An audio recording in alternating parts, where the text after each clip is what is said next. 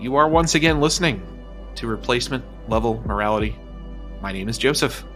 I'm Andrew.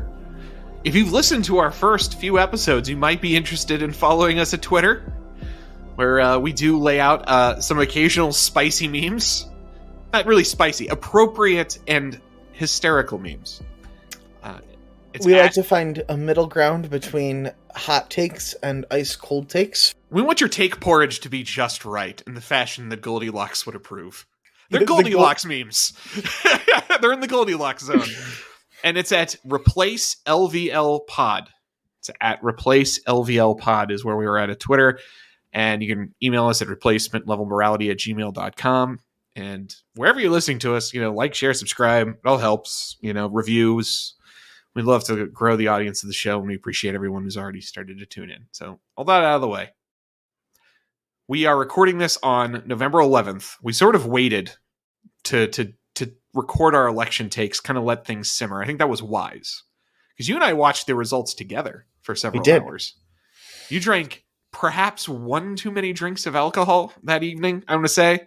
It was exactly one too many because my wife took the bottle away and then went to the bathroom and I poured one more. So it was definitely the marginal one. Yeah, it was that last one where she knew you were at your limit, but because you were at your limit, you didn't know you were at your limit.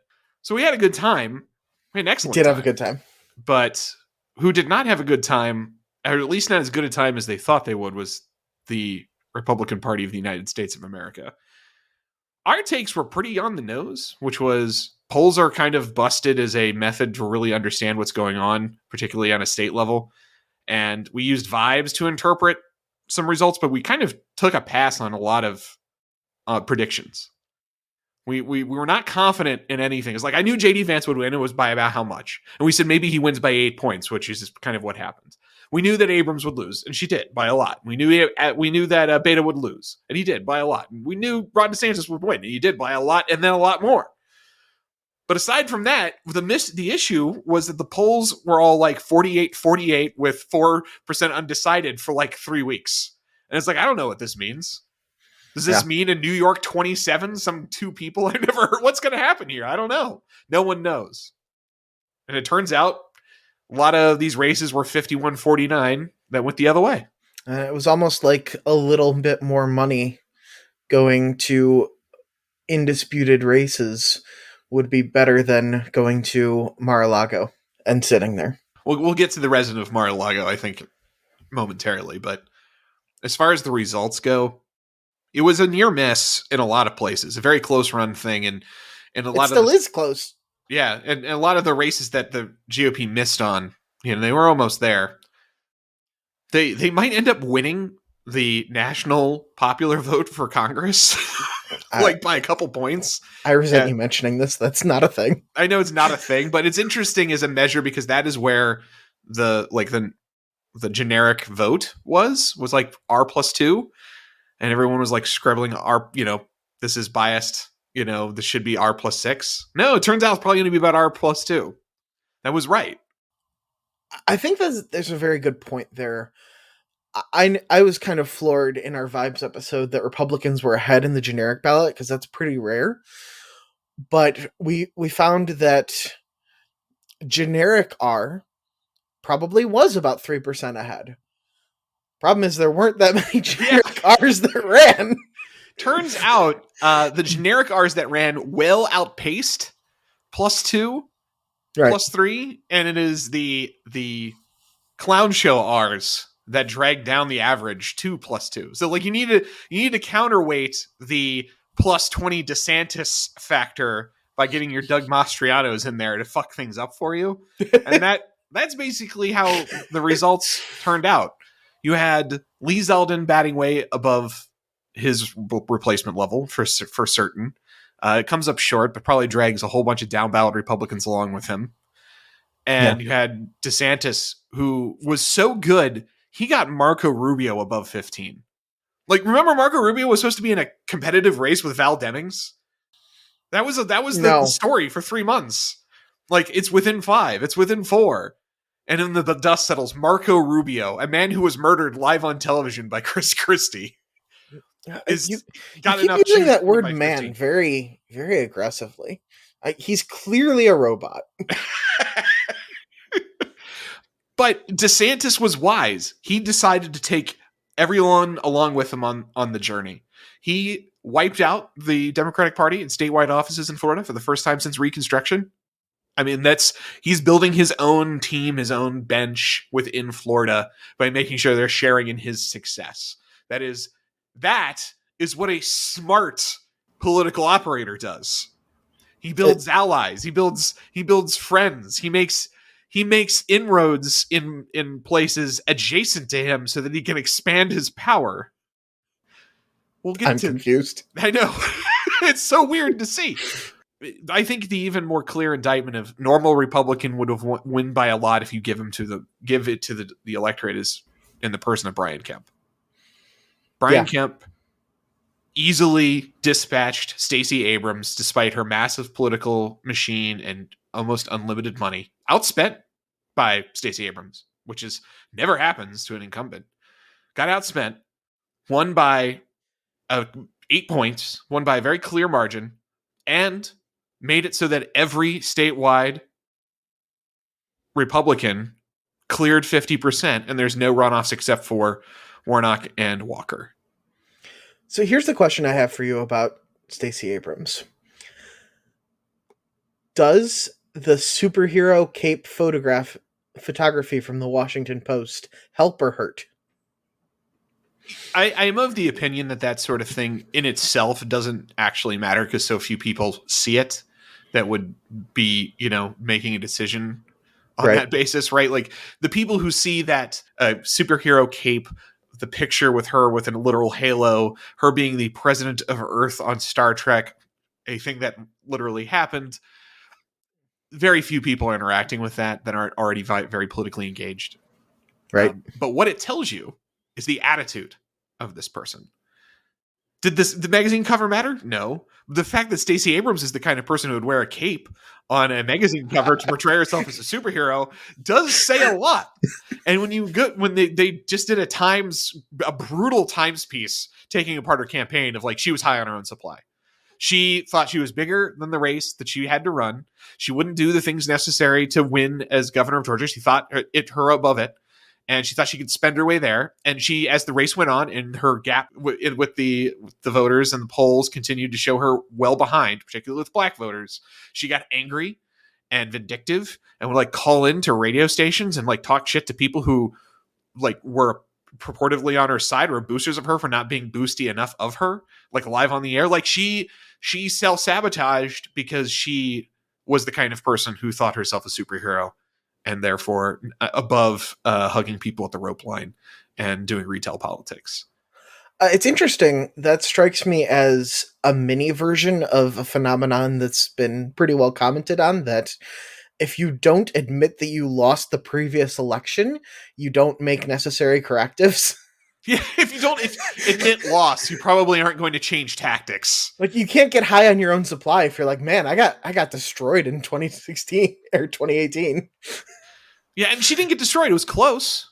But what that meant is you just needed to do a little bit more of what you were already doing to convince another 100,000 people to vote for you.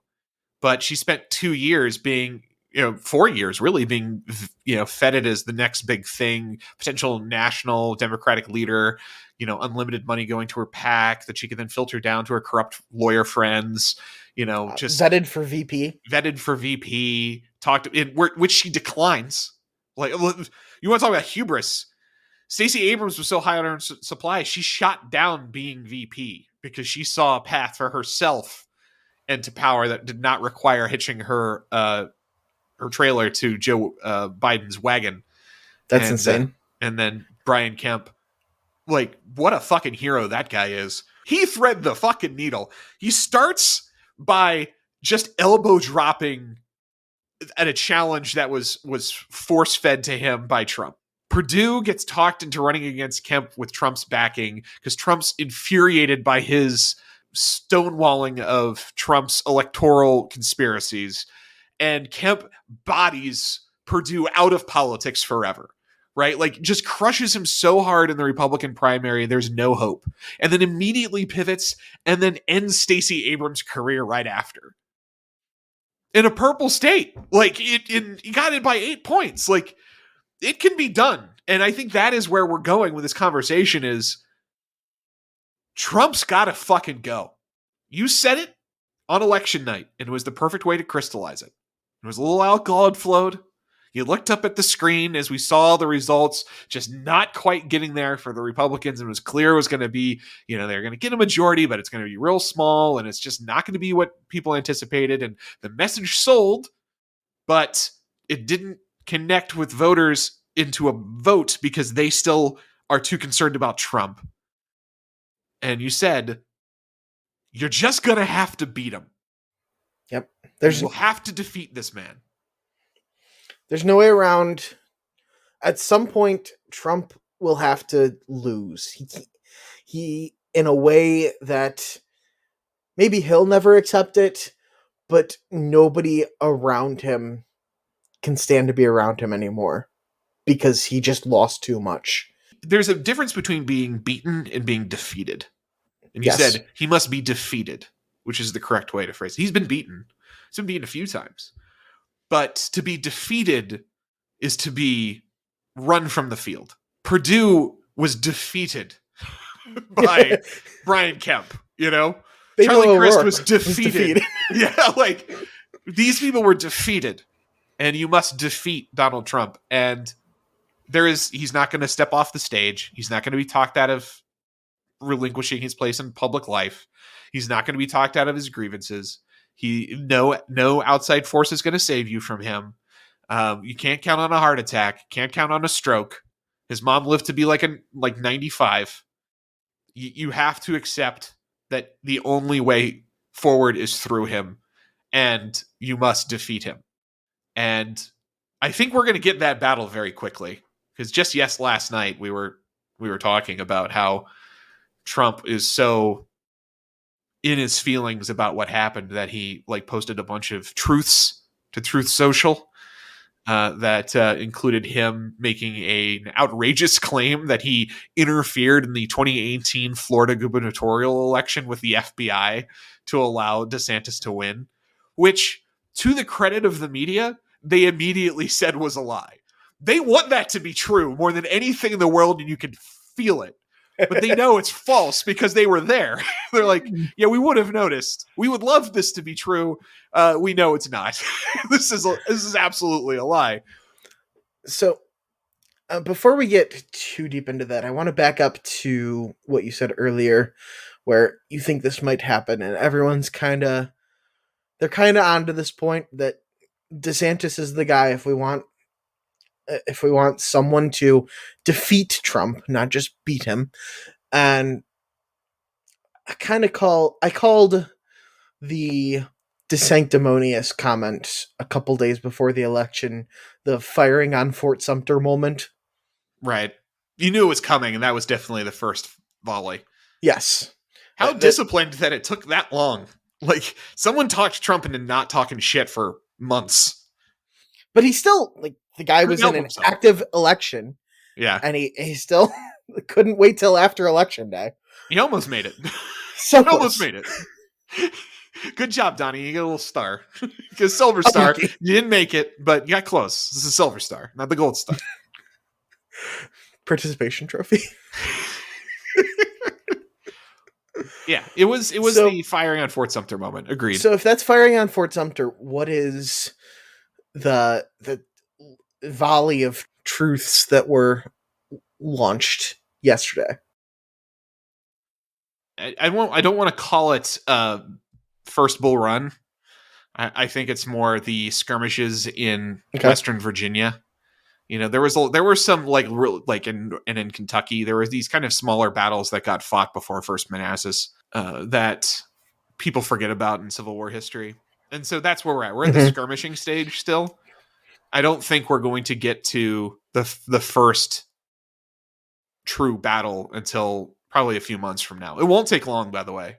All this talk about how DeSantis will wait to declare until after the Florida legislative session, that's just not going to happen. Because Trump is going to announce on Tuesday he is going to spend all of his time bagging on Donald Trump. His ego will demand it. And the very first action that he will take will be you're with me or you're with Ron DeSanctimonious, Rhino, who, is a man I made. Like he's gonna just vomit every insult he possibly can because that's all he knows. And DeSantis is trying not to engage right now because he's just won so big that he can afford not to, but I can't imagine this is going to go on past January before he says, "Okay, it's on, brother. We're doing this." And it gives him this opening where he gets to declare a race for president of the United States, and he's literally saying, "It's like I just have to beat this guy. We all have to be done with him." Like that can actually be his reason for running. Of And all of this happens before the Georgia runoff. well, I mean that I don't know if that's runoff's going to matter though, because it looks like Laxalt's going to lose. Masters was always doubtful, but Laxalt is slowly losing his lead as they filter the last of the mail-in ballots in Nevada, and they're all from Clark County, and they've skewed heavily Democratic, as most mail-in ballots do, and he's probably not going to make it. But doesn't making the Senate 50-50, doesn't that make Joe Manchin still Lord High Arbiter, and that matters over replacement level Democrat? I think it does in a world where the GOP doesn't have the House. Sure. Like before, Democrats and I would call an inside straight draw to getting the House. Now they're on a 2-outer. Like they're on a 1-outer. Right. Their window is closing because some of the stuff late didn't break their way. Like Lauren Boebert looks like she's actually going to win, where she looked like she might lose on election day. She's like ahead by 2,000 votes now. It's obnoxious that matters. It's obnoxious that her winning is a good thing. I really resent that.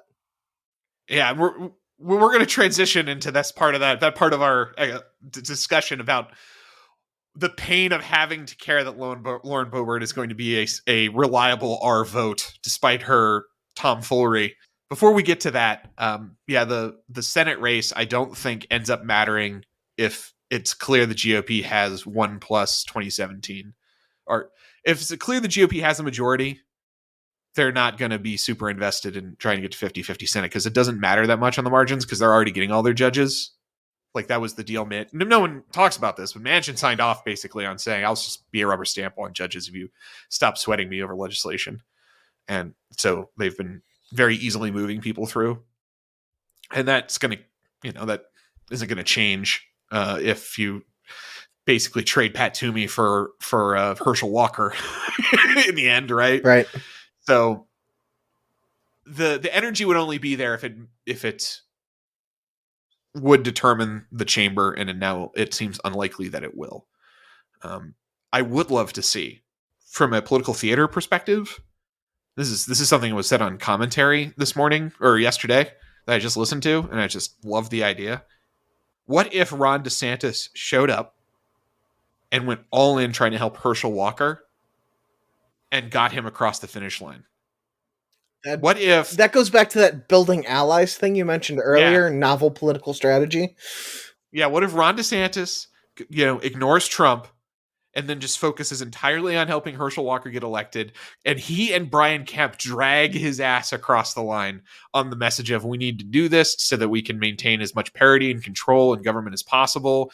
Bury your doubts. This is what's necessary. Listen to us. You trust us. Yes, Herschel's here. He's fine. Cocaine Mitch will point him in the right direction. He's basically our John Fetterman. Don't, like they did it, we can do it. Like just love if Ron DeSantis goes all in and actually drags Herschel Walker across the finish line with Brian Kemp, like Trump's two worst enemies come together to outperform Trump's ability to motivate an electoral base for Trump's guy. You want to talk about dabbing on someone? You want to talk about a flex? You want to talk about showing we are going to defeat you? That might be the most baller move that they can make. And that would be worth every dollar you put into that race if you could pull that down. If Ron DeSantis decides it's worth the risk, which I think it might be. I think there's very little downside to trying. Yeah. So if Herschel Walker ends up losing, it doesn't look that weak because because he was Trump's guy. Like everyone couldn't get him across the finish line. You know, Yeah, you still get to you blame Trump for you handpicking can still Herschel blame Walker. Trump for foisting him on you in the first place, right? Mhm. So it's like, well, we tried to make this work. We did our best, but this is the problem with Trump's people. You can't rescue them no matter how hard you try, right? Like there's not enough people who are willing to accept this. And so, yeah, I think it's a win-win. I think DeSantis should go all in with Kemp, unity rallies, just like go everywhere, get out the vote, knock on every door, and make the pitch.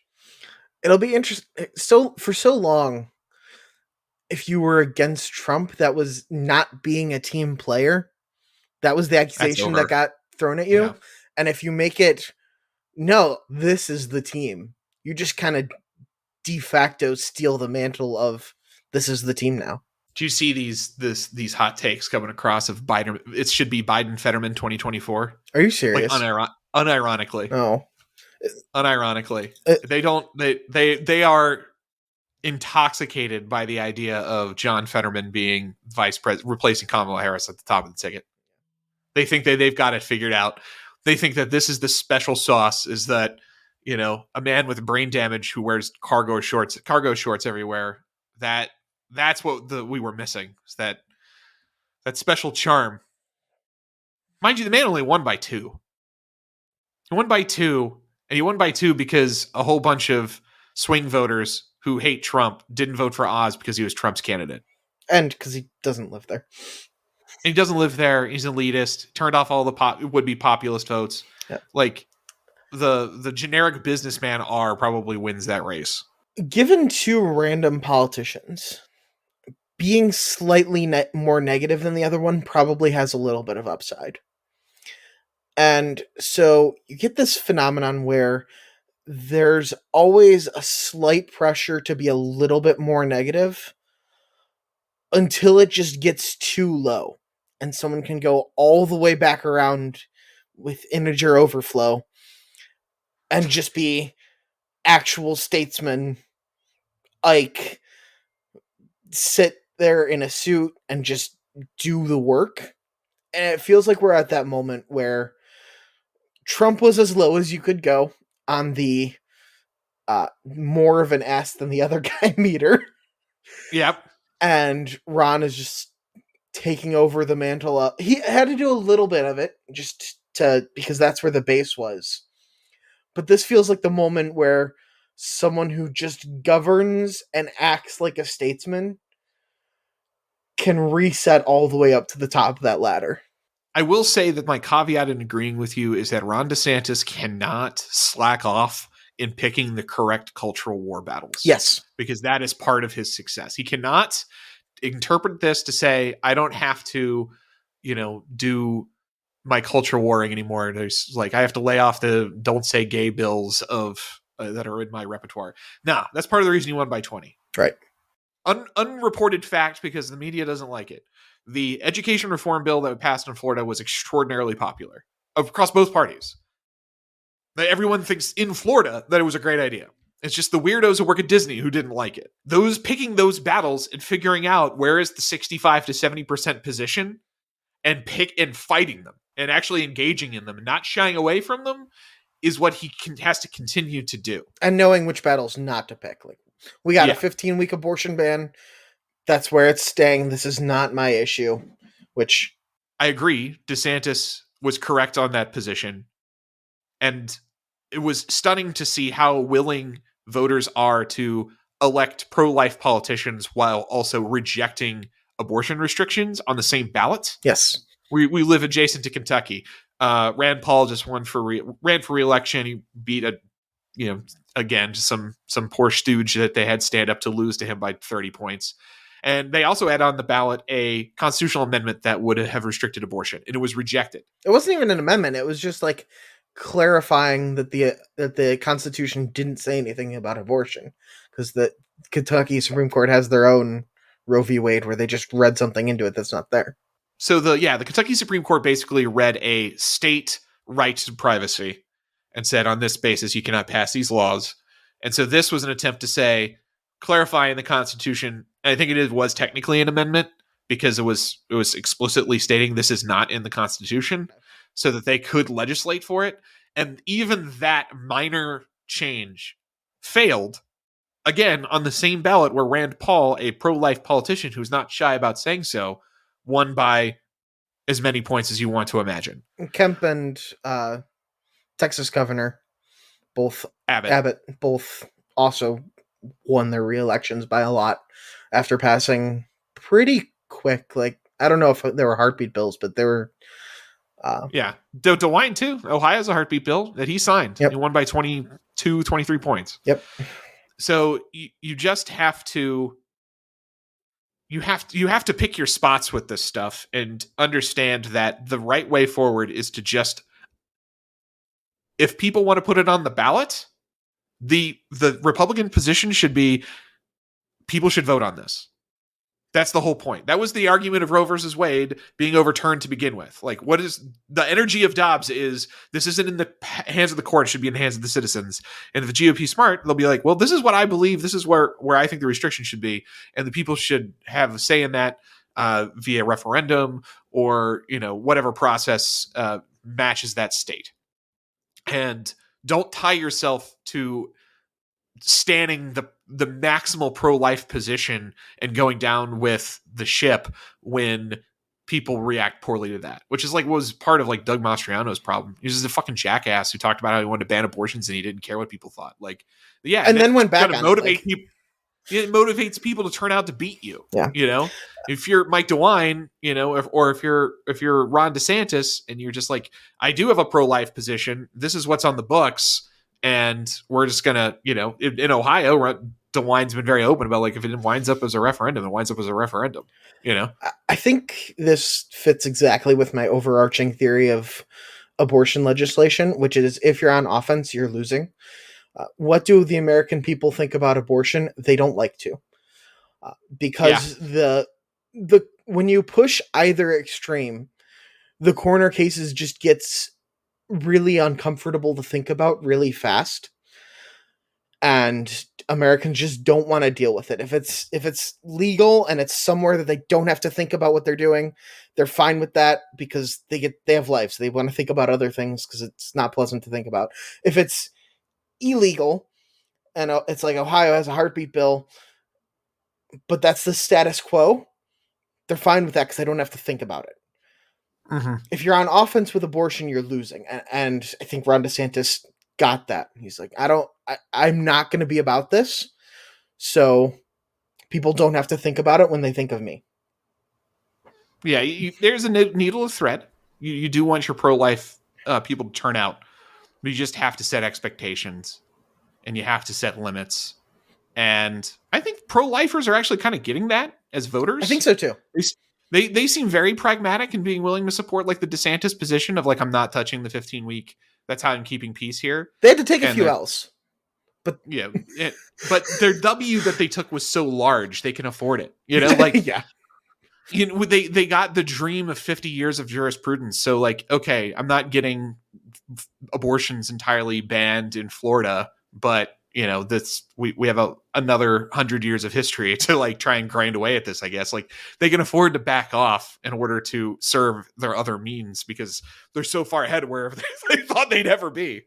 And as a pro-lifer, they seem to have internalized that what's actually winning is funding crisis pregnancy centers and not culture war legislation. And I'm down for that being the lesson. Yeah, like there is a really good 70% position to take, and I think the GOP is slowly figuring out that they can get there. And so are Democrats. The shout your abortion rhetoric dried up real fast once it was a question that was actually in front of voters. That was a luxury that you could have with Roe v. Wade in place, and they had to take a few L's too. Yeah, and we'll see where everything winds up. I wouldn't be shocked actually to see National Democrats kind of just not necessarily endorse restrictions, but just not. They'll take a position where they're going to use the libertarian sort of impulse of don't trust the government to defeat restrictions as often as possible and kind of stop there. Maybe explicit 15-week stuff might be where they have a lot of like they don't engage because they know that they will lose. I wouldn't be surprised if that's where they wind up going. One topic we put aside, I want to bring it back to the table, was Lauren Boebert and what she represents, and why we're sad we have to care about her winning. Because if there's an overwhelming meme takeaway from this election, it is very clearly that the electorate is yelling at the top of their lungs directly into camera, just be normal! Just be normal! We just want normal. They want normal out of Democrats. They want normal out of... They just want normal. They just want normal. And they don't want Lauren Boebert. They don't want her. She's going to eke out the thinnest possible dub in a blood red district in western Colorado. The great battle will be against Trump for the next 2 years. That's going to dominate all of our lives in terms of how we follow politics. But the secondary battle is going to have to be state parties, national parties, and interested voters coming together, whether it's under a banner that DeSantis organizes, because I don't know if it can be within the party. Maybe Ronna McDowell is mercenary enough to understand this is where the wind's blowing. She might be. She's the chair of the RNC. You don't get that job unless you're pretty mercenary. But you have to resist the crazy in the primaries. You cannot let the Lauren Boeberts of the world and the Doug Mastrianos and the fucking Carrie Lakes and Blake Masters of the world capture these nominations and put you in this position where you are climbing with all of your energy uphill to try and get them over the... Like, why the fuck is Herschel Walker a nominee for Senate in Georgia? You have to be willing to fight on the beaches when it comes to your nomination process. You can't give up anymore. You have to pour all of your money into making sure you have electable candidates and treat it like it is the general. It's not the pendulum in politics that everyone talks about, but the pendulum of the normie establishment types versus the populists is definitely swinging towards the normies. The next time the Democrats decide to meddle around in nominating contests to get the craziest motherfucker they can to win, which they will because it fucking worked, which is dark. Yeah. Now he played with fire and did not get burned. Yeah, they played with fire and did not get burned. That is actually the worst case scenario because it's going to encourage him to do it again. If they had just taken one major L from that, maybe that would have convinced them that it's not worth it. But they really didn't. I mean, Carrie Lake might actually get elected governor, but that she's the most performative of all of them. You kind of think she's probably normal underneath the performance that she's putting on. But Mastriano's not dead, right? He's alive. Yeah. So they still could. I guess my point is the next time Doug Mastriano runs to be governor of Pennsylvania and the Democrats spend $1 million trying to boost his campaign, you spend $10 million to bury him. I know it's annoying. I know it's a waste of resources. I know you don't want to do it. I know having to talk to really right-wing people who are low information is painful. But do you want this to continue or not? You have to just get into the fucking trenches and put the jersey on and fight the battle and win. That's a lot of metaphors there in that sentence, but they all work together somehow. So why do we care that Lauren Boebert wins her seat?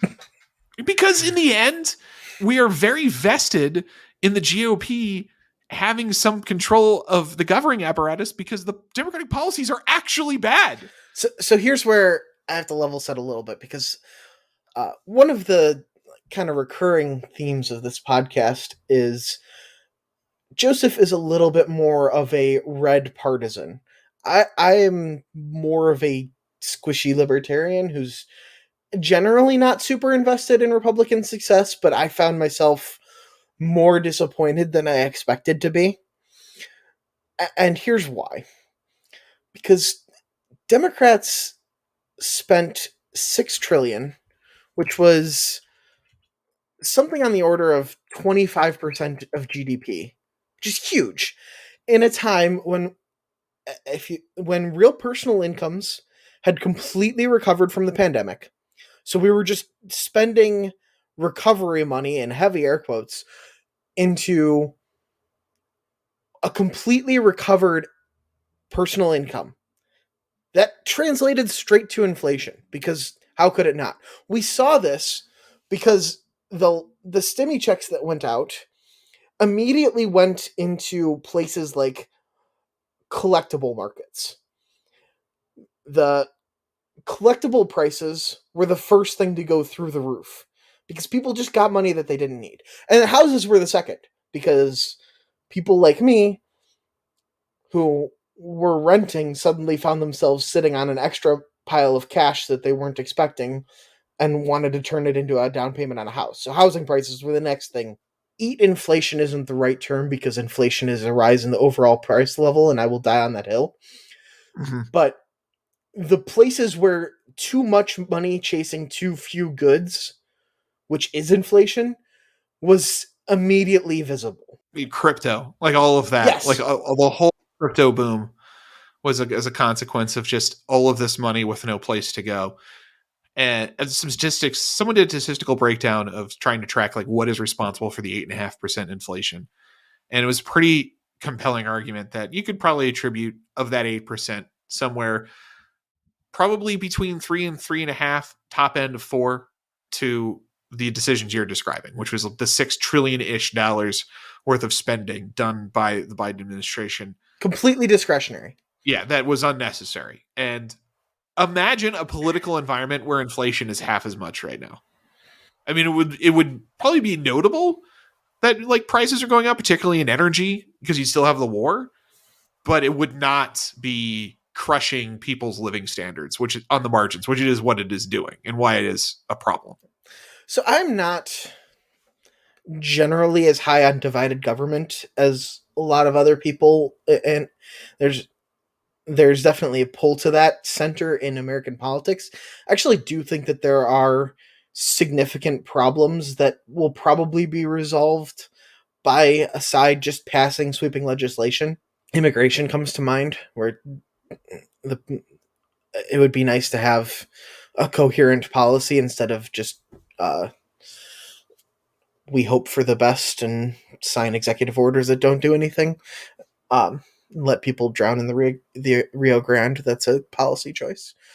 Yeah, But it's important for the GOP to have some control of the governing apparatus because it provides a check on an administration that otherwise has no one that cares what it's doing, right? Like that's the number one thing that GOP having House control brings is now there's a group of people that have the power to subpoena you and call you into the public to account for your actions. So suddenly the decisions you are making matter a lot more because they are going to be dragged into the light whether you want them to be or not.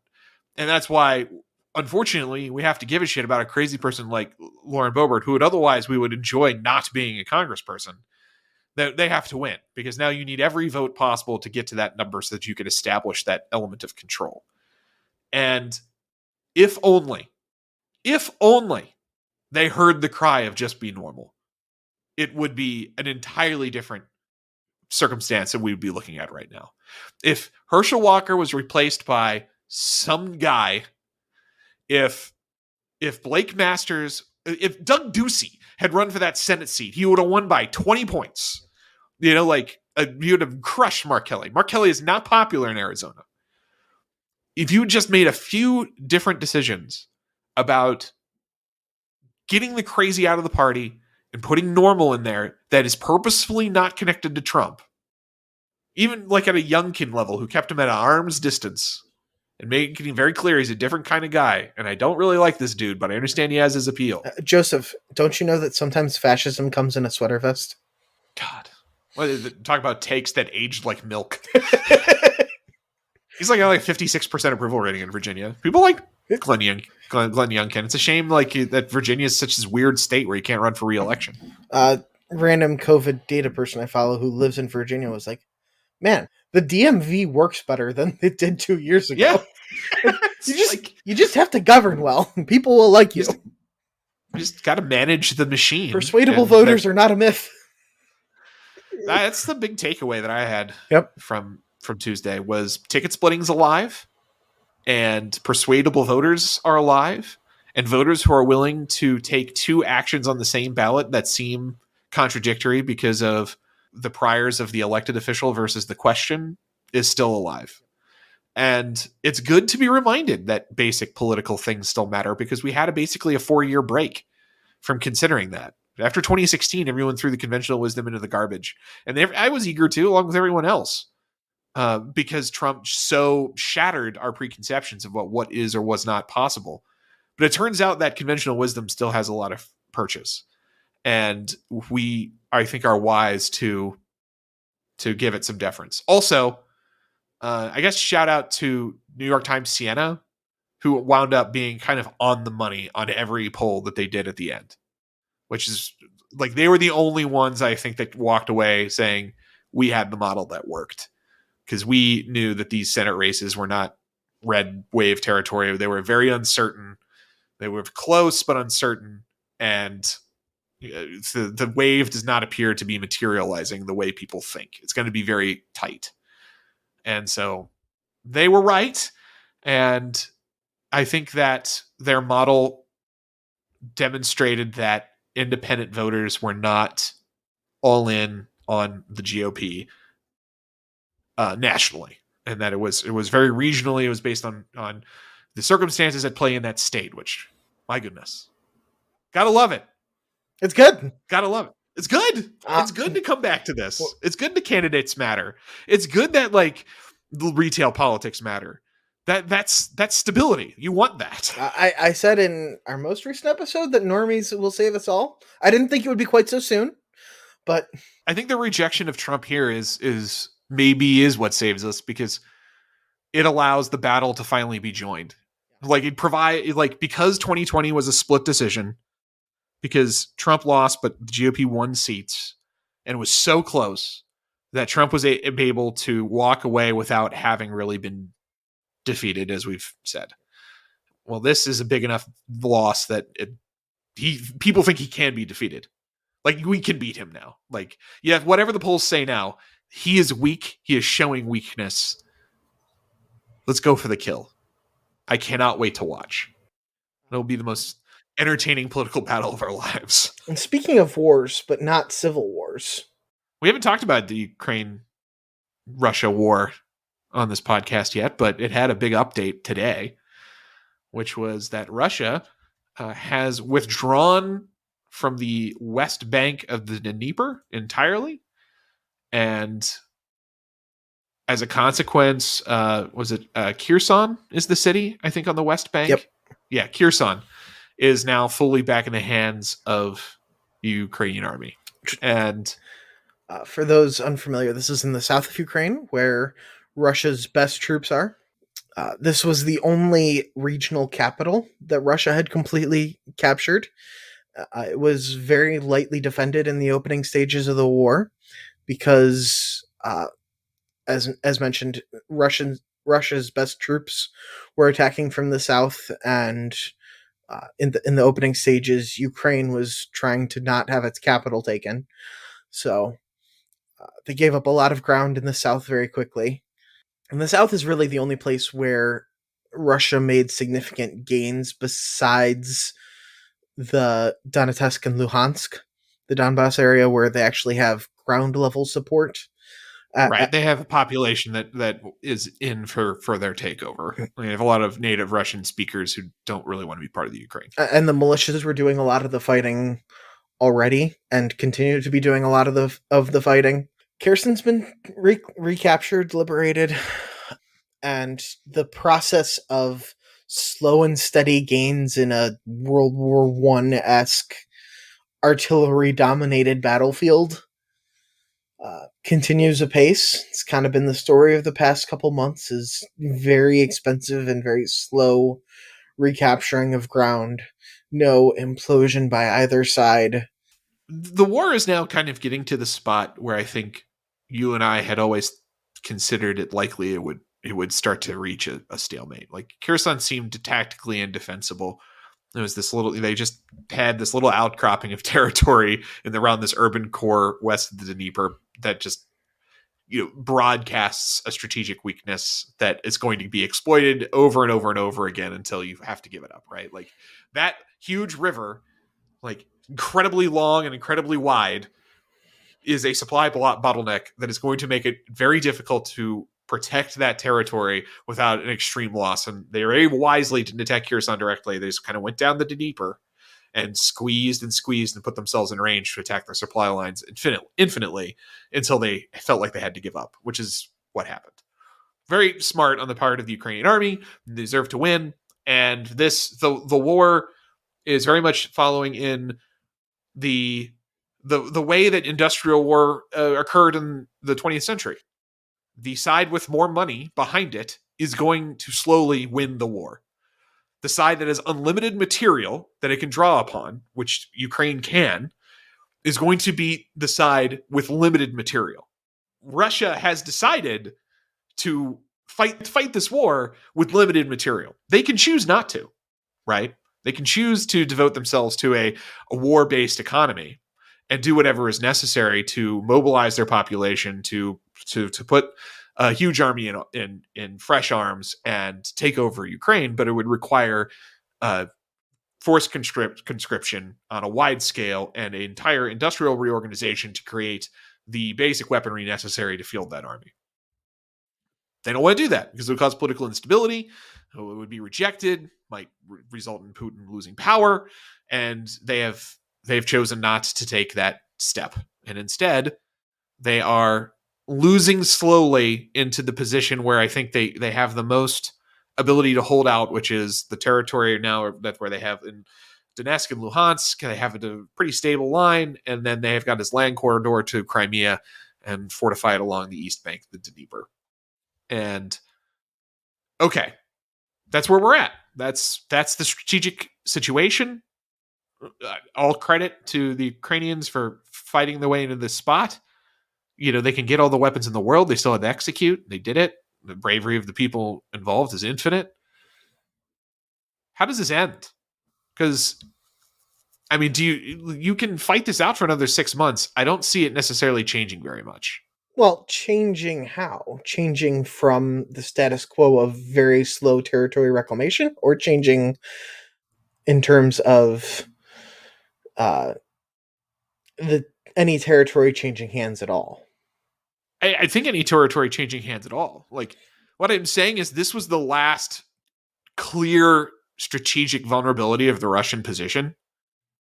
Ukrainians slowly ground their advantage into a gain, as well they should.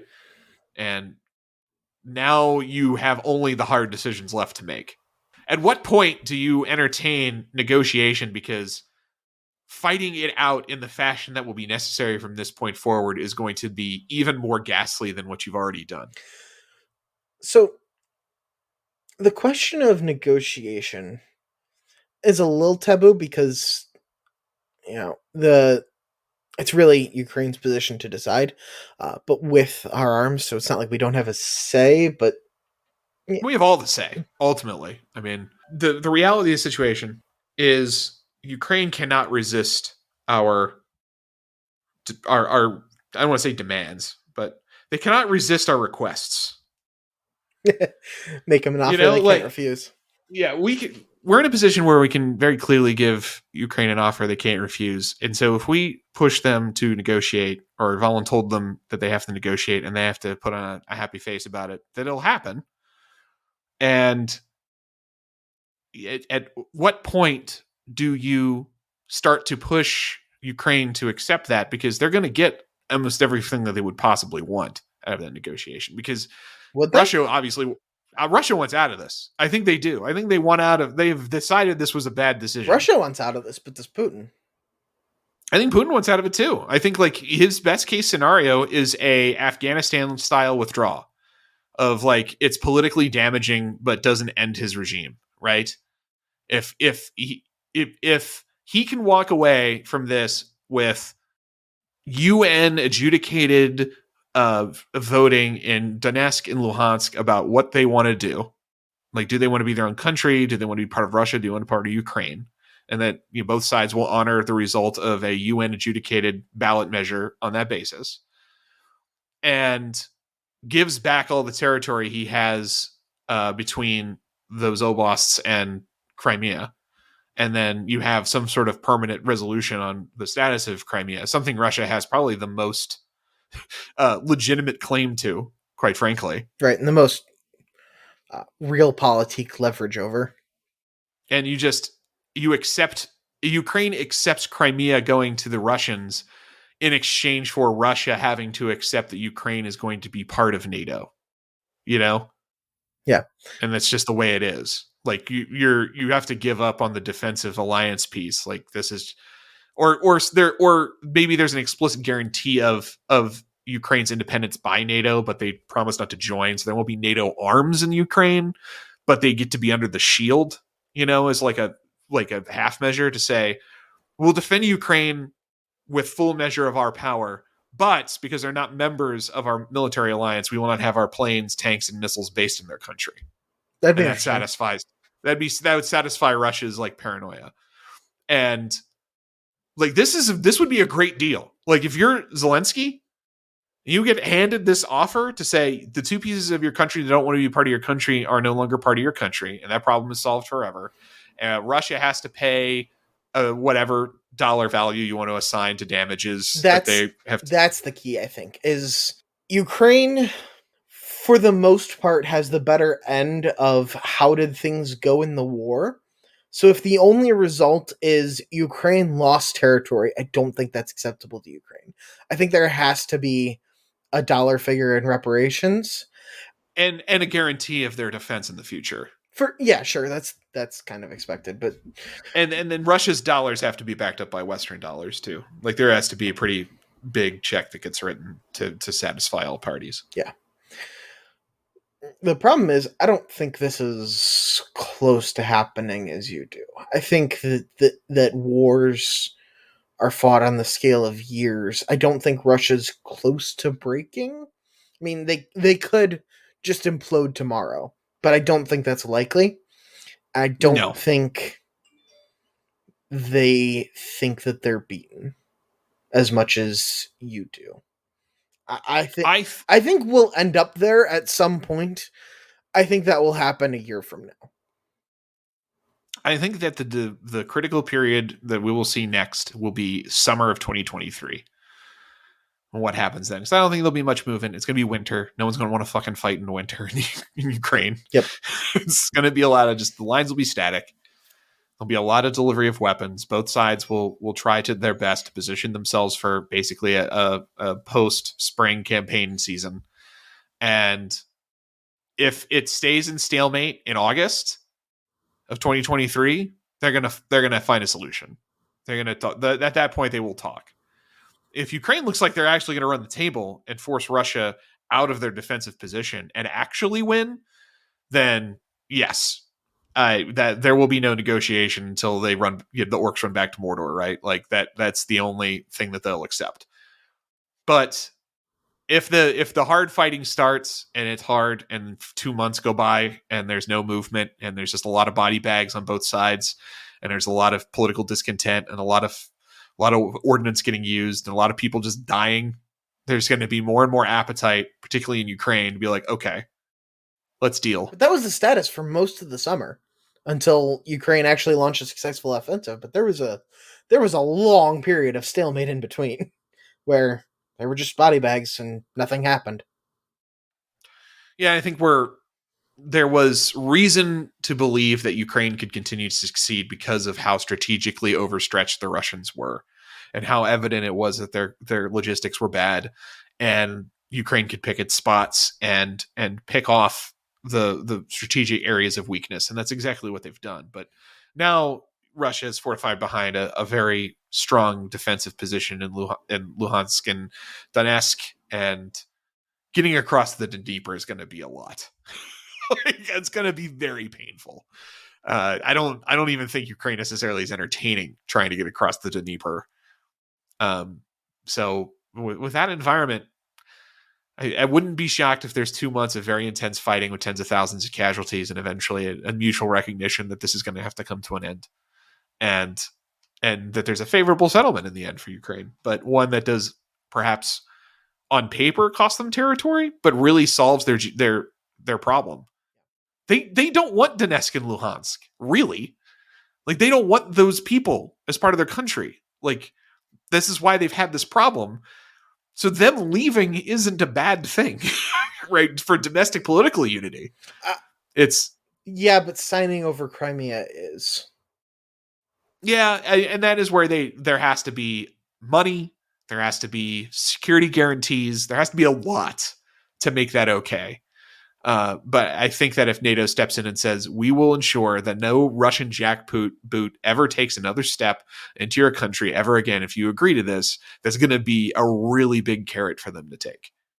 Yeah. Of like, this is the last time you're going to have to deal with this. Like, we will defend you like you're a member of NATO if they do it again.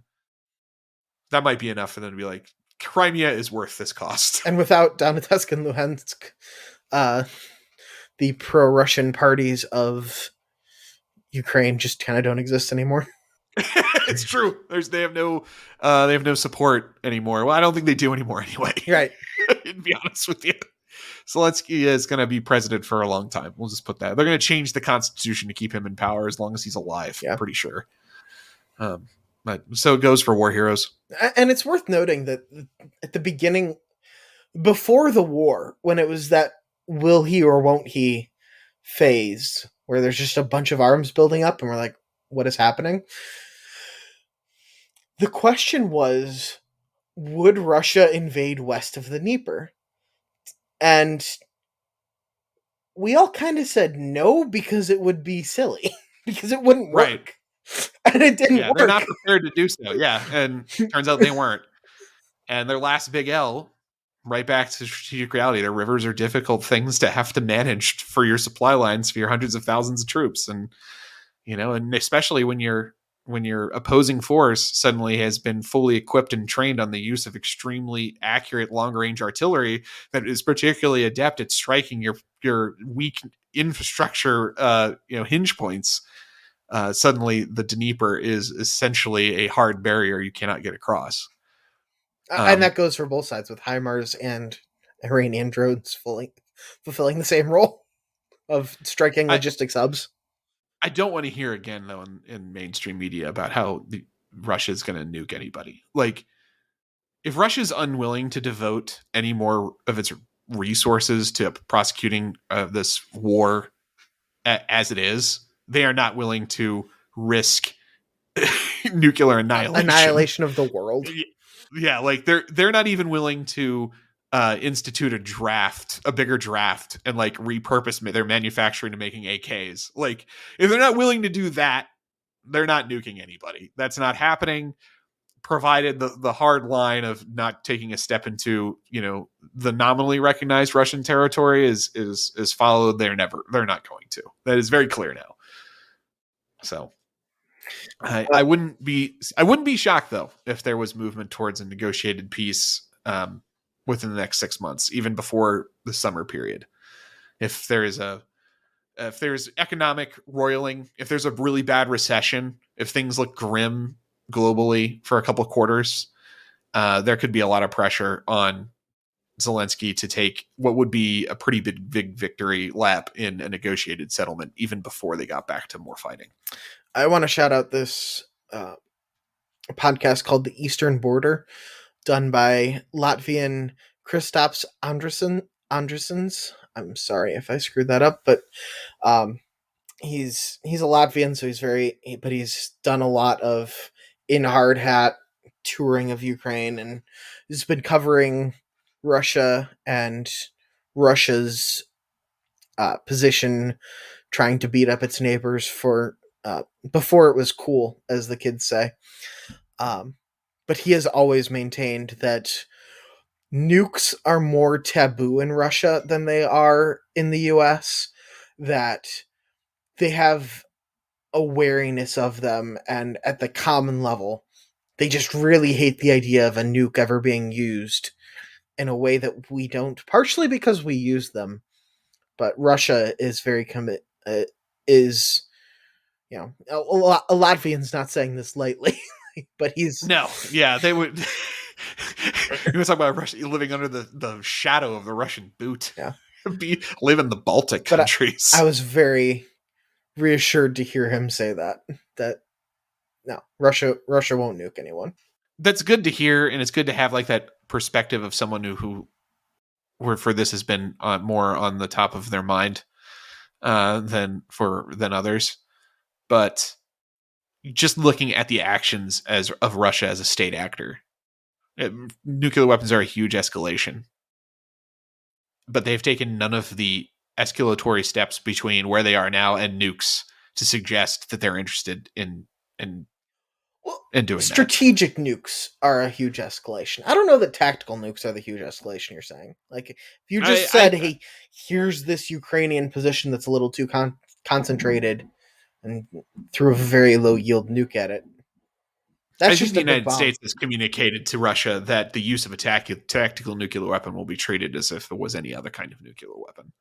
I think that is what they've made clear to them, to say, you think you can get away with this. I just make it clear you're not going to get away. Like, there is no room for you to do this. If you do that, then we will act like you are going to do all of the bad things. Well, thanks for listening to Replacement Level Morality. Check us out on the social medias or email us. Like, share, subscribe. We appreciate it, and we'll see you next week.